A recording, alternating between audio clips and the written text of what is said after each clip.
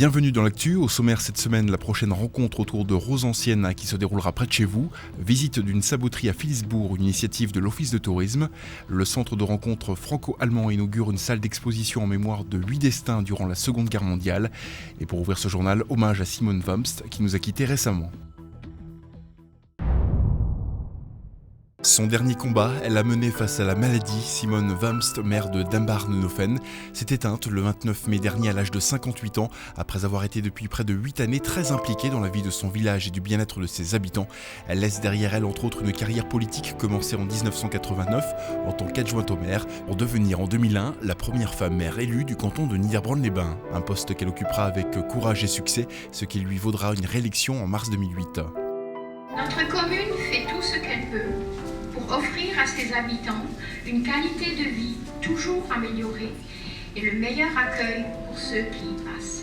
Les journalistes de la chaîne garderont d'elle l'image d'une femme où la gentillesse était sans faille, toujours très accessible dans les différents sujets de reportage qui concernaient Dambarnenofen. Alors, au revoir Madame le maire et encore merci.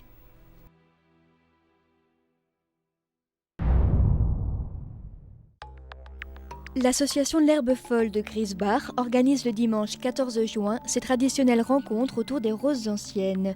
L'occasion de visiter en avant-première un jardin pas tout à fait comme les autres. Alors ici, l'arcade, la ronde des rosiers présente Alida Lovetz. Les rosiers anciens, pour la plupart, ont des noms mais comme des poèmes.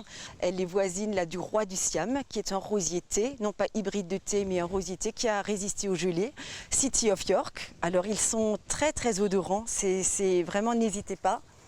Et les visiteurs, on leur conseille vraiment aussi de mettre le nez dans les rosiers. Ils sont associés à des clématites. Il y a des rosiers qui nous viennent de très loin, les rosiers galliques, comme le rosier l'évêque ou The Bishop, comme il est très souvent présenté aussi. Les rosiers cultivés aujourd'hui sont le résultat de plusieurs siècles de transformation, qu'elles soient naturelles ou obtenues par hybridation. L'année 1867 marque l'apparition d'une nouvelle espèce de rose hybride de thé, dite moderne. Sa très longue floraison a fait son succès, cette rose s'est rapidement répandue dans les jardins et a eu raison des espèces plus anciennes. Regardez le bouton est merveilleusement moussu, ça ne pique pas du tout. Depuis plus de 15 ans, les membres de l'Herbe Folle s'attachent à faire redécouvrir ces espèces devenues rares. Elles ont une particularité qui est le parfum, qui est inimitable. Elles ont une particularité que d'aucuns auraient peut-être trouvée négative, mais qui ne l'est pas. Elles ont une floraison unique, c'est-à-dire elles fleurissent, certaines dès la mi-mai, d'autres jusqu'à mi-juillet, mais elles ont une seule floraison. Elle est spectaculaire, elle est grandiose, elle est sublime. Au prix de 5 € le passeport journée, 9 jardins dévoileront leurs secrets et pour ne rien manquer, voici un petit itinéraire conseillé. Donc on commencera par le jardin de Michel à Bischoffeln, on peut continuer par le jardin de l'Épenay, donc à Merzwiller, et arriver après à Griesbach où se concentrent pas mal de choses, et puis continuer son chemin par Forstheim en faisant un petit détour par Gundershofen. Les propriétaires seront présents pour prodiguer conseils et astuces aux jardiniers tentés par la culture de ces fleurs oubliées.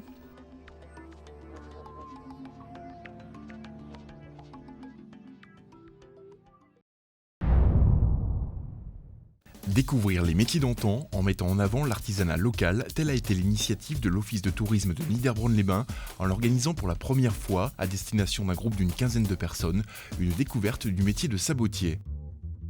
Alors moi je peux le travailler directement quand on n'a pas un arbre, on peut tout de suite le travailler. Ce qui n'est pas le cas en menuiserie. En menuiserie, il faut qu'il soit sec, archi sec. Dans son atelier situé à Philipsbourg, Manuel a présenté des gestes qu'il répète chaque jour depuis une quinzaine d'années maintenant.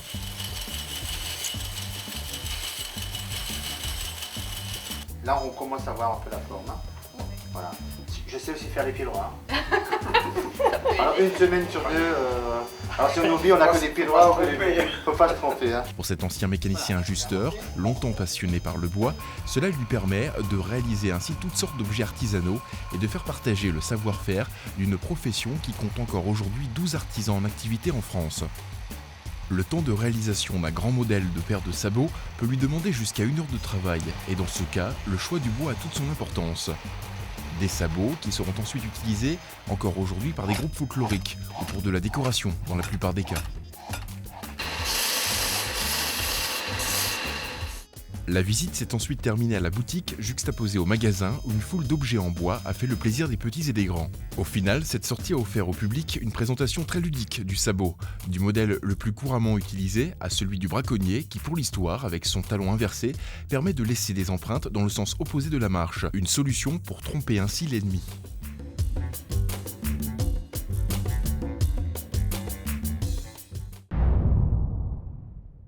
Si le cimetière militaire allemand de Niederbronn est devenu un site de deuil collectif européen, il se veut aussi un lieu de découverte et d'apprentissage de l'histoire. Depuis 10 ans, le centre de rencontre franco-allemand a recueilli près de 160 histoires individuelles de soldats reposant en ces lieux. À l'occasion du 90e anniversaire du service pour l'entretien des sépultures militaires allemandes, le Centre franco-européen a inauguré un nouvel espace d'exposition, Destin de guerre.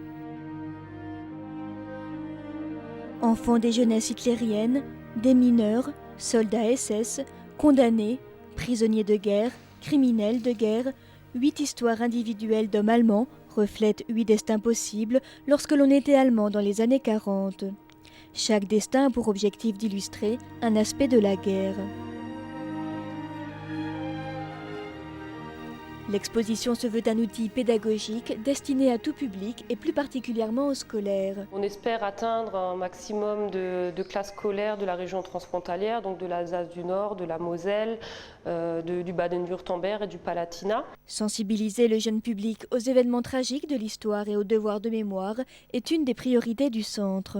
Un grand pas est fait si on arrive à faire en sorte qu'ils se sentent concernés par l'histoire, s'ils vivent un peu une partie de cette histoire, si on arrive à leur faire comprendre ce qu'il s'est passé. Et ce qui est important, c'est que grâce à toutes ces informations, grâce à ce qu'ils auront vu ici, ils pourront peut-être mieux se situer dans l'actualité politique d'aujourd'hui et dans le contexte actuel. Des objets, des témoignages, la projection d'une vidéo appellent également à réfléchir sur ce pan de l'histoire. Cette exposition, qui est vouée à évoluer au fil du temps, est ouverte au public sur rendez-vous. Des horaires réguliers de visite seront fixés à partir de janvier 2009.